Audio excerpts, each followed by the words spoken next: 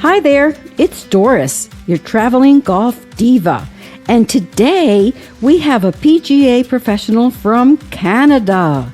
Hello, divas and gents, and welcome to the Traveling Golf Diva Podcast, where golf meets travel, lifestyle, and unforgettable adventures. Here's your host, Doris Muscarella. Jennifer, welcome to the Traveling Golf Diva Podcast. We're very happy to have you. I want you to tell my divas a little bit about your background. Thanks so much, Doris. It's great to be on a podcast for women in golf, my favorite thing.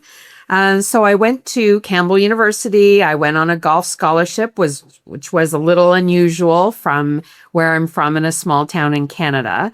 But I took a communications degree as well and graduated from NCAA Division I as a conference champion, and then had my degree, which I have used every day of my life. So golf and my life and business have sort of grown together from day one. After I graduated, I worked in advertising for a little while, and then I turned pro in golf, and I decided that I would didn't want to leave anything on the table, didn't want to have any what ifs. So I went pro. I got my Class A with the PGA of Canada. I played on the Canadian Women's Pro Tour in Canada for a couple of years. And going through all of that process, I eventually got to the point where I wanted something a little bit more. I always felt like my golf, I had to choose between golf and the communications work that I did. So in 2006, I launched my own business. So it's 20 years this year. And I'm a communications consultant. I work with businesses, organizations who want to kind of get next level. They know that they've got some opportunities and they want to push those and push their potential and aren't quite sure how to do it. So that's the work I do. In the most recent history, last few years, I've published a couple of books. One is for Forward Thinking for Your Business, which is for people already established and looking for some common marketing information, tips how to do things a little bit better. And then in December, I published Forward Thinking for Future Entrepreneurs, which is for people who want to start a business. And the books are lived experience. So it's from work that I've done personally. It's work clients have done or didn't do in some cases. And I speak on all of those things as well. So it's just been a really neat kind of life progression, not something that I originally planned that I was going to do, but grateful for the path that I've been on so far. I like the unplanned, unconventional, and different. I don't know if you looked at my profile. I really like what you do. I got the book and I started to read it, and I'm like, oh, I think that way. It's a great book. I highly recommend it. Divas, we will put it on the episode notes, and we'll also put it on our website as recommended books. We'll also have a giveaway, so you could sign up, buy the book, and subscribe. It's a win-win for all of us. Your story resonates with me a lot. Of course, I am not a PGA professional or anything like that. However, I combine golf with my business. I do PR and marketing, business development, and there are 1,000 people that do the same thing. So what sets me apart? Well, I give it a little media twist, and I give it the moonshot marketing. So when I read your book and you talk about being different, unique, how to do things, excellent. Kudos to you. Really, really like it. And I highly recommend it, as I say, for everybody. I like the decisions and the forward-thinking concept. What's the moment or situation that pushed you to make that decision? The decision to write the book? Yes, and to do it like forward-thinking. That's different. Mm-hmm. So it's almost exactly what you said, Doris, that there's a lot of people in the space, but there are some ways to do it differently. And you're an example of that. And I want other businesses to see that there is a way to do things differently than the way they might be seeing it. And that's where I infuse a bit of my golf background. I mean, in golf, when you're playing, you can't guarantee what kind of lie you're going to get. You make all your best shots and all your best decisions, and then all of a sudden you end up in a divot, or you hit a sprinkler head and you kick into the rough. And you have to be able to adjust. It doesn't mean that going a little offside or not playing the way everyone else plays means that you can't be in the space. You can be in that space and just use your skills to build it the way you want. So the whole concept of forward thinking is taking what you have and thinking about it in a way that moves you forward, regardless of what everyone else is doing. But we're trained, okay? So when you go to communications or PR, whatever classes or webinars and everything, they train you to do it the same way, okay? They do. Well, forward thinking, we are not in the same space as we used to. Digital marketing, AI, and everything has changed. The way we do business has changed. So how do you work with that? Well, incorporate golf thinking, okay? You're there for 4 hours playing, and I just came back from Georgia. I'm doing the Georgia Golf Trail, which is spectacular. I played a couple of times, and not once did I play with a female. Number one, not once did I see a female on the golf course at all. I played with men. They were great. We had a wonderful time. But for 4 hours, we talked different things, including business. So there's a lot of business to be on the golf course. There's a lot of people to meet. So you got to do forward thinking. You have to always be ahead of your competition also. You got to think about that. Yeah, and it's funny, Doris, I do the same thing. I register as a single.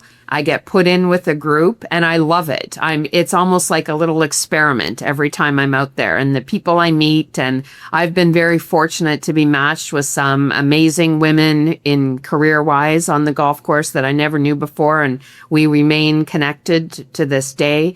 It is still a lot of guys, but that's okay. I don't mind that. I feel like you can learn a little bit from everybody. Oh, absolutely. I enjoy playing golf no matter who I play with. Yes. As a matter of fact, yesterday I played in a sixsome. It was a golf tournament for charity, of course. And I came home with everybody's cell phone number in my my phone. And they're connected, and they're all, we made friends, which is really, really important. And that's the beauty of golf. Now, I want to ask you, what advice would you give to someone who wants to merge to seemingly different worlds as you did with golf and marketing? Well, I think the first thing is you probably have more similarities in those two different worlds than what you think. And those similarities come from maybe your drive, your motivation, skills that you have picked up in one workplace and you want to transfer it to another workplace or into your own career. And I go into a little bit of that actually in Forward Thinking for Future Entrepreneurs to really do a little assessment of your skills, because you find that you have more there than what you think you have.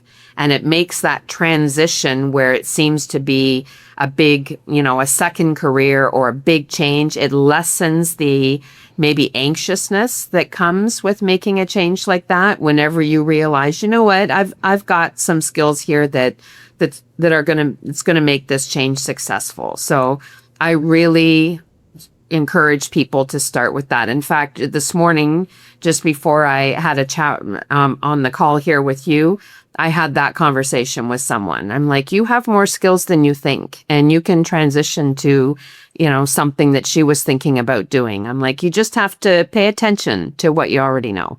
Absolutely. So I finished reading this book, which was great, but it talks about, as an entrepreneur, you sometimes work in silos. You work on your own and you try to do everything on your own. And this book, which I highly recommend, I'll also put it in the show notes, talks about working together with other people that have the skill that you don't have. All right? So an example, I work with a producer, Chris, who edits my podcast and works on it. He's amazing at what he does. So I know my strength and I know my weaknesses. And it's not editing podcast. However, I I work with people. I'm a social butterfly. I make friends at a drop of a hat. I get phone numbers and negotiate. So that's my skill. And he's got his skill, and then there's the skill. So as an entrepreneur that is in a silo, what do you recommend so they can grow and expand their business and not get overwhelmed? Yeah, so you have to find a network. That was the first thing I did. When I opened my business, the very first expense I had was a membership to my local Chamber of Commerce. And even though I was in the same community where I grew up and all of that, and I knew people knew me as the golf pro. They didn't know me as the communications pro.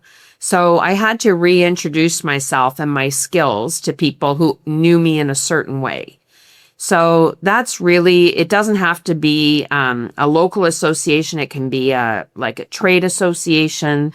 You have to get connected to other people so that you can still be part of a group. And even today, like I'm connected with the PGA of Canada. I attended their AGM online this week, the National Speakers Association. You get in the room with like-minded people. And not everybody, it's a lot of people think networking is, oh, here's my card and call me. And, it's all about building business. It's about getting people to know what you do so that when they are in a conversation with someone, they have a person to reference. So it's the same as golf. It's fine to play golf by yourself. The odd time I do that too, but it's really fun to get in a foursome and meet some new people. And business is the same way. You want to be able to, connect with people, see where that goes. It's amazing how, and you've probably had this experience, 5 years down the road, you're like, oh my gosh, I remember I played with this person who did this exact thing, and you have a way to connect, right? So you build connections all the time, even if they don't appear immediately. There is a global networking group called BNI. I don't know if you're familiar with it. Yes, we have it here in Canada as well. Yeah. And I read the books about Ivan Meisner, who was behind it. And he also said, one of the things that he said is when you start networking, it's not about you. It's about listening to what everybody else has. And the person that you meet and gives you his business card or her business card is a person you just don't want to call. I mean, yeah, because it's about relationships. It's not about sales. You're there to build relationships. So I like to follow that rule. I always like to, when I leave a room and I network, I have 5 appointments on my calendar to grow my business. It's very important. And I do belong to various organizations, networking group, whether it's golf, whether it's PR, marketing, American Marketing Association, public relations, all of that. Those I try to also stay in tune with, which was what is happening right now with the AI. So it's important also to stay up to date with all that while you're in business. Oh, for sure. What are some of the biggest lessons you've taken from the golf course and applied successfully to running your consulting business? We could do a whole series on this question, but I often say that playing high-level golf competition was my best training ground for opening a business, because in golf, you are judged. The only thing that matters is the score when you're playing professionally, because that's how you earn income. That's how you get exemptions. That's how everything happens, is your score. And they post scoreboards all around the golf course so that you can make sure that you see where you are compared to everyone else. So I think learning how to handle leading, how to handle being in a tight competition, seeing your name go up, seeing someone else's name go above you, seeing your name go back up. I think that type of environment was really something that helped me in business, because I didn't win everything I pitched for. I bid on a contract and I didn't win it. And I remember I lost a contract once because they wanted to go with a firm that had more people in it. I mean, it seemed ridiculous to me, but it didn't change the outcome. The outcome was I didn't win the contract. So I was able to sort of be more resilient in some of those things where oftentimes it can get you down a bit if you don't keep winning the work that you feel like you should be winning. So just the whole competitive experience. When I started in business and what I learned is running a business is way more competitive than playing golf, because golf is the game and there's an alternative from it. Business is how you support your life. And that weighs a little heavier, but it's still the same principles. It's still being prepared, showing up on time, being open to what happens, being able to pivot quickly, if something doesn't go your way, being able to recover from a poor round, a bad decision, losing a contract. It just really was almost everything, honestly, that I can say that I've learned in business. Being able to stand your ground when things are not going your way. I can relate a golf analogy to all of it. Yeah, absolutely. Some of the books that I have read, it tells you that every hole is different. You might, in a competition sometimes, when you're playing you bogeyed twice on one hole, and then you move to the next one. It's a brand new start, the next hole. Just what happened in the past, let it go. Move forward with a different attitude. To me, I correlate that with life and in business, okay? So sometimes, and I have the saying, I reflect and correct. When I try something and it didn't work, or a contract that you say that it didn't come through like I planned or whatever, reflect and correct, okay? And then move forward. It's the next hole. You're going to do great in this hole, and you're going to, you got to be resilient in business or else you won't make it. It's brutal. It's competitive. So how do you bounce back, which is really, really important. And I think golf teaches you that. If you want to stick to the game. It really does. Because let me tell you, it does. It teaches you how to be resilient, how to bounce back, and don't take it personal. One day it goes into the water. I played mountain golf last week. Oh, it was amazing. But I lost so many balls over the I remember one day and when I was just playing a casual game, I almost topped it off the tee. And there were some people there who made some comments about that. And I'm like, it's a par 4. I can still make par. And so I hit my second shot up, chipped on one, putted, and made par. And I'm like, so the end result was the par. And if you're a little bit scratchy and scrambly on how you get there, that's okay. The end result is what you're looking for. And even if the end result isn't always the perfect situation and the perfect outcome, it's still, it's always an achievement. Every round of golf you play is an achievement. Because you put yourself out there, you tried hard, you used your skills, you worked towards an outcome that you wanted. And I think people, probably a little human nature, you sort of focus on the things that didn't go well. If you ask anyone, how was your round? They usually start with what wasn't good. But if you switched that thinking into, you know what? I got myself out of this problem. I recovered well from this shot. I made a really great putt on this hole. And focus on the achievements. Like, you can change how you play in the future because you're changing how you think about it and you're changing your mindset. And in business and in golf, when your mindset is more focused on the positive and the outcomes you want, you tend to get them. So I got to tell you, you're a PGA professional. I have a problem chipping. Okay, I have a problem chipping. So you know what I do? Okay. I use my putter to chip sometimes. And everybody's like, what is she doing? What is she doing? And I'm like, I have to do what works for me. Okay, I'm unconventional. I am not a superstar. Well, I am in my own way. But so I chip with my putter and I get the ball in and they're like, okay, we got it. You can use it. You can use it.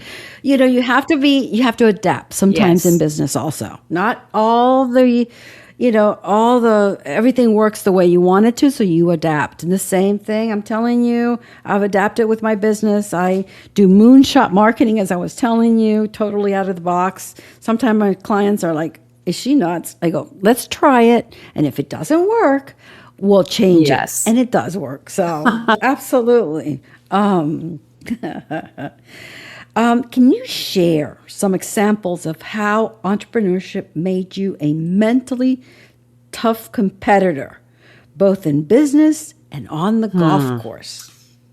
One of the, it's interesting because this is my 20th year in business, but at my 10th year in business, I had this whole thing planned on how I would celebrate and recognize that. And I ended up in a situation where I was involved in a fairly high profile project, and I had someone who had significant influence who kind of decided they were going to take me on and try to sully my reputation and convince other people that I wasn't there for the better outcome. And all of it was false and all that kind of thing. But on a Sunday morning, I had a client call me and say, I just want you to know this is what happened. And so this person had spent a significant amount of time sort of trying to throw me under the bus on a lot of things. And that was hurtful, because when you've spent your time and money and your effort and your heart to build a business, for someone to be so callous about how you operate that business, it's difficult. And I went to a counselor. I'm a big, always encourage people to talk to someone who can give you an unbiased perspective. And I went into her office and I unloaded everything. And she said, so Jennifer, what happens if nobody believes him? And I'm like, are you kidding me? He has this profile. He has all of these people's attention. Everyone's going to believe him. And she said, but what if they don't? And what if you're good enough that they believe you? And I thought, well, that's kind of a big if. I just wasn't ready to settle on that. And she said, let it sit for a day and see what happens. And then let it sit for 2 days. And then let it sit for 3 days. And so it was a few sleepless nights. But at the end of it, nothing happened. And nothing happened. There you go. And I didn't lose any clients. Nobody, sort of picked up on anything that this person had said. And I was like, I just stood my ground there. And when I think about that on the golf course, it's like hitting a bad shot and everybody thinking, oh my gosh, you're a golf pro. I can't believe you just hit that shot. And I'm like, yeah, so those things happen, but watch me recover, because that's what I do. Yes. And I think that was probably one of the most impactful things that happened. A lot of lessons you learn come through adversity. And when you have those difficult situations in your business, or you have a difficult situation on the golf course, the more you can make that right in your mind and give yourself some peace and give yourself some strength and pull on those things, the better it can be. And I've had situations with clients that were not great outcomes, but I knew something else was going on. And I remember this one client who worked with them for many years, and we ended up in a discussion, and it was really uncharacteristic of the client. And I thought, yes, I'm going to right some of the wrongs that are going on here, but there's something else happening. And it reminded me of teaching a woman on the golf course, and we had a lesson. She booked a package of 3 lessons. First lesson, oh, Jennifer, this is great. Oh my gosh, my game is amazing. You're amazing. Everything was great. The second lesson we had, she came back and she said, I don't know what you did with me, but my golf game is terrible now. It's the worst I've ever played. I can't believe what you told me. And she went on this rant, and I said, why don't we have a seat and tell me what's going on? And she's like, my husband was diagnosed with Alzheimer's.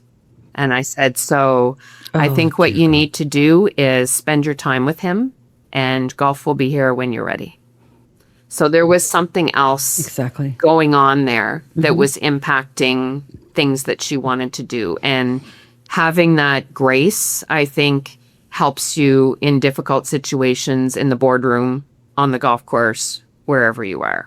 So I really feel like those are probably, it's the adversity lessons that I've learned a lot from. I like the fact that you waited a day, you waited a second day, you waited a third day. Sometimes you get an email that just makes you mad and angry and frustrated.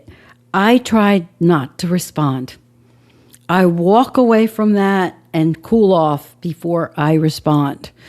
Because what you put in writing or what you say, you can't take back.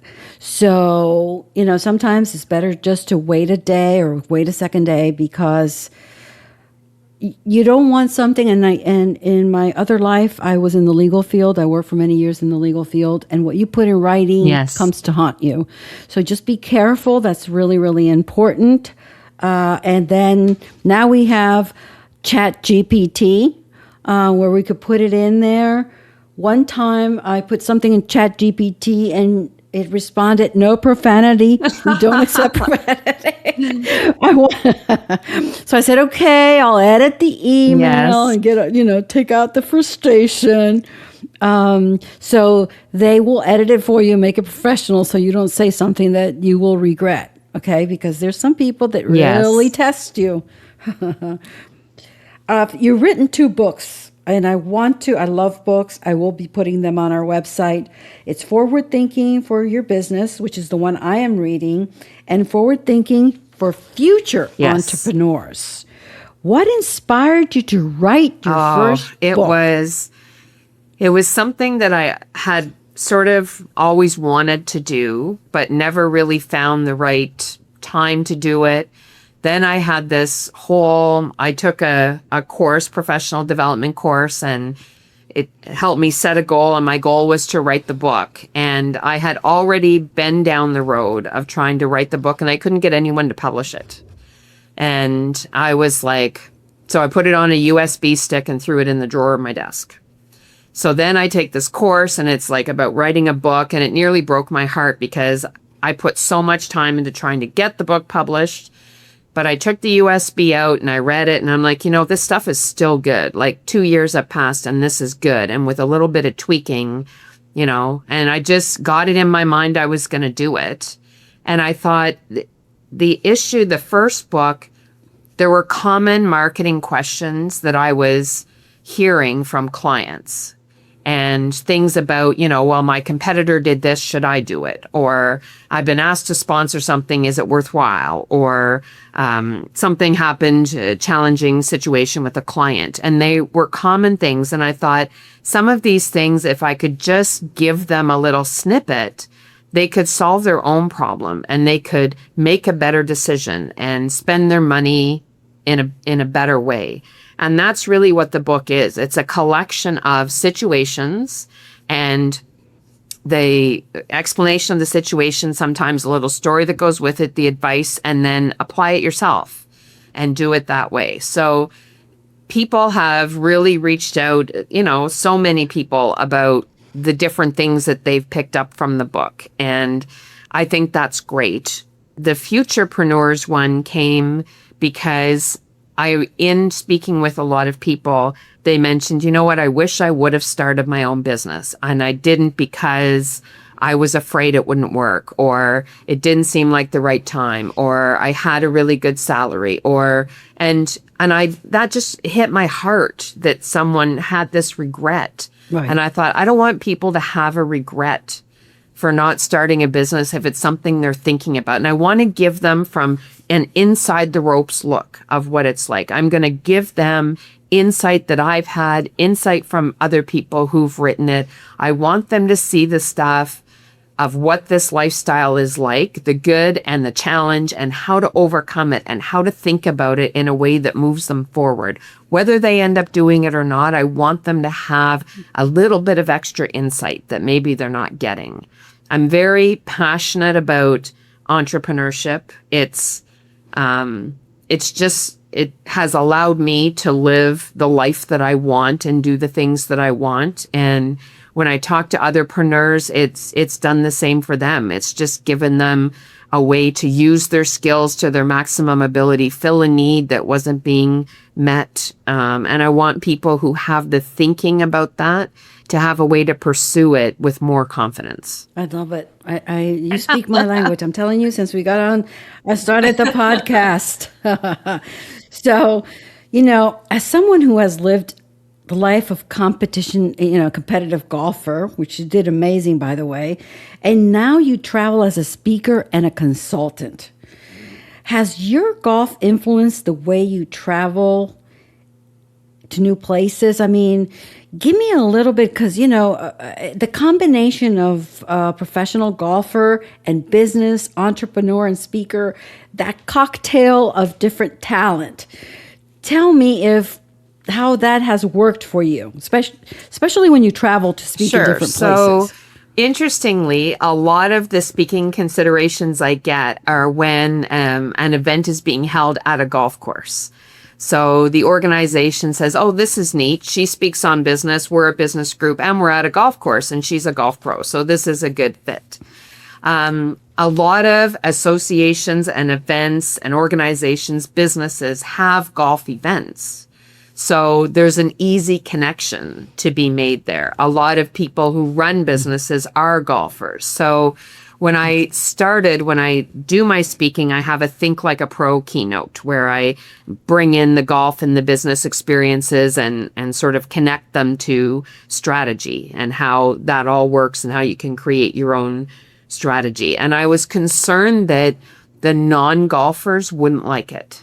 I thought, am I going to, sort of deter some people? But the people who are non-golfers tell me, I'm not a golfer, but I really liked what you said there. I could relate to that. Or my husband's a golfer, or my friend's a golfer, or, I'm never going to golf. I don't like it, but I really liked what you said. So I think it's interesting how it all kind of comes together. It's lived experience. And I think when you have lived experience, you can bring all these elements in because you see how they connect. And it's not hard. It's not hard to stand up there and share insights because I've lived it. I'm not trying to use someone else's knowledge or theories or anything. I'm just saying, I'm in the trenches. I came the way you came up. I'm, wasn't born a professional golfer. I started the way everybody starts and just pursued it in a different way. And then I got to a level and thought, I want to do something else. And it's okay, to be able to pivot and do those things. Right. So it's just, it feels like, I don't know, golf always feels like my sidekick, my companion when I'm at speaking events, because it's just a neat element that people can relate to. So it's really been a cool meld of everything. So Jennifer, if somebody wants to book you as a speaker, how do they get in touch with you? So all my information is on my website, and the address for that is fwdthink.ca. And I'm also on LinkedIn. I'm happy to talk to anybody on LinkedIn as well. Those are, and everything, all that information is there. So that's the easiest one-stop way to get me. And I'm in Canada, but I also have a visa to work in the US as well. And I spend some time in North Carolina where I went to school. My golf teammates are still there and I stay with them. And we have an alumni tournament every year that brings us all together. So I have some clients in North Carolina as well. So I'm back and forth between those places for sure. And you're going to travel to Florida to visit me. That's in the works. Absolutely. All right, divas, those two amazing books, Forward Thinking for Your Business and Forward Thinking for Future Entrepreneurs. It will be on episode notes. It will be on the website. We will have a giveaway when you subscribe to our podcast and listen to Jennifer. She's amazing. Thank you, Jennifer, for your time. I want to thank all the listeners. Thank you for joining me for this journey today with Jennifer. I am Doris. your traveling golf diva. Until next time, keep swinging, keep traveling, and always add a touch of diva flair to the game we love. Subscribe to the monthly newsletter, share and follow us on social media, and visit our website, thetravelinggolfdiva.com, for the latest news and guest speakers. Thank you. Thanks for listening to the Traveling Golf Diva podcast. Be sure to subscribe, share, and follow. Find the Diva on Facebook at The Traveling Golf Diva and on Instagram at The Golf Diva. And be sure to visit thetravelinggolfdivapodcast.com for more inspiration. See you next time.